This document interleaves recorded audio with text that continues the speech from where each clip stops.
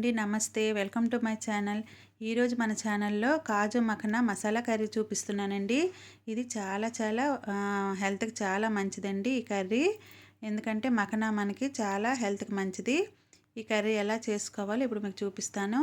ఇప్పుడు కాస్త ఉల్లిపాయ ముక్కలు, పచ్చిమిరపకాయలు, ఎండుమిరపకాయలు, ఇంకా జీడిపప్పు వేసుకొని మనం కాస్త ఇది బాయిల్ చేసుకోవాలండి. బాయిల్ చేసుకొని మనం కర్రీలో వేసుకుంటే కూర చాలా కమ్మగా చాలా బాగుంటుందండి. ఘాట్ అనేది రాకుండా కమ్మగా ఉంటుంది.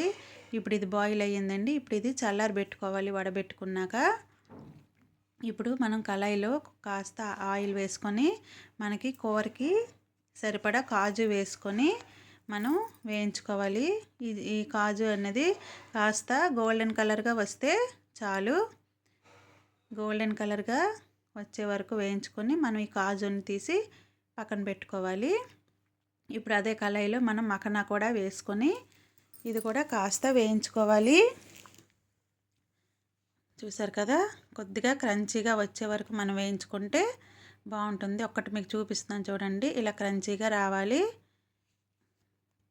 కాజు కూడా ఇలా గోల్డెన్ కలర్గా వస్తే మనకి రెడీ అయినట్టు. ఇప్పుడు మనం కళాయిలో కొద్దిగా ఆయిల్ వేసుకొని ఇందులో కాస్త జీలకర్ర వేసుకోవాలి.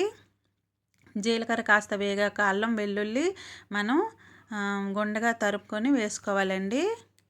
ఇదైతే చక్కగా కలర్ రావాలి, గోల్డెన్ కలర్ వచ్చేంత వరకు వేయించుకోవాలి. ఇప్పుడు ఇందులో కాస్త ఉల్లిపాయ ముక్కలు వేసుకొని వేయించుకోవాలి. ఇప్పుడు ఉల్లిపాయ ముక్కలు కూడా కాస్త వేగాయి. ఇప్పుడు ఇందులో మనం పసుపు, ధనియా పౌడర్, జీరా పౌడర్, ఇంకా కాశ్మీరీ మిర్చి పౌడర్ వేసుకోండి. కాశ్మీరీ మిర్చి పౌడర్ వేసుకుంటే కూర అనేది మనకి కలర్గా ఉంటుంది, కలర్ బాగుంటుంది. ఇప్పుడు ఈ మిశ్రమం కాస్త వేగాక ఇందులో ఒక టమాటా పండు అయితే వేసుకోవాలి. చూసారు కదా, టమాటా కాస్త మగ్గింది. ఇందులో కాస్త మనం టేస్ట్కి తగ్గట్టుగా సాల్ట్ వేసుకోవాలి. ఇప్పుడు ఇందాకలా మనం చల్లారింది కదా ఈ ఉల్లిపాయ మిశ్రమం, ఇందులో లవంగులు 3, యాలక్కపళ్ళు 3, ఇంకా చెక్క చిన్న ముక్క వేసుకొని శుభ్రంగా పేస్ట్ చేసుకోవాలండి. ఇప్పుడు మనం ఈ మసాలాలో ఈ పేస్ట్ని వేసుకొని శుభ్రంగా మనం ఫ్రై చేసుకోవాలి.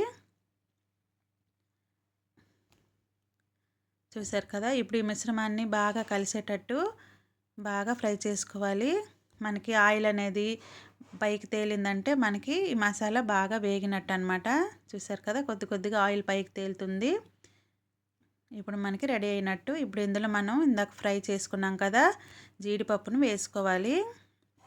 వేసుకున్నాక కాస్త కలుపుకొని ఇప్పుడు మళ్ళీ మఖనా కూడా ఇందులో వేసుకోవాలి.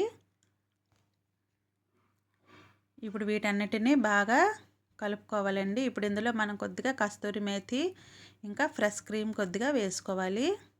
వేసుకుంటే మనకి కర్రీ అనేది చాలా టేస్ట్గా ఉంటుందండి. ఇది చపాతీలోకి, రోటీస్లోకి, ఇంకా రైస్లోకి చాలా అంటే చాలా బాగుంటుంది. మీరు కూడా తయారు చేసి చూడండి. హెల్త్కి కూడా చాలా మంచిదండి. పిల్లలకు కూడా ఇలా చేసి పెడితే మంచిది. ఇందులో కాస్త వాటర్ వేసుకుంటే మనకి కూర అనేది చక్కగా ఉడుకుతుంది. మఖనా అయితే పిల్లలకి చాలా మంచిదండి. మీరు ఇలా చేసి పెట్టండి. కాస్త కూర దగ్గరికి రావాలండి. మీకు కనుక ఈ వీడియో నచ్చినట్లయితే ప్లీజ్ అండి లైక్ చేయండి, మీ ఫ్యామిలీ మెంబర్స్కి షేర్ చేయండి, ఇంకా నా ఛానల్ని సబ్స్క్రైబ్ చేసుకోండి. చూసారు కదా, దగ్గర పడింది.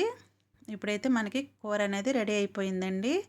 మీరు కూడా ఇలాగే తయారు చేసి ఎలా వచ్చిందో నాకు కామెంట్ చేయండి.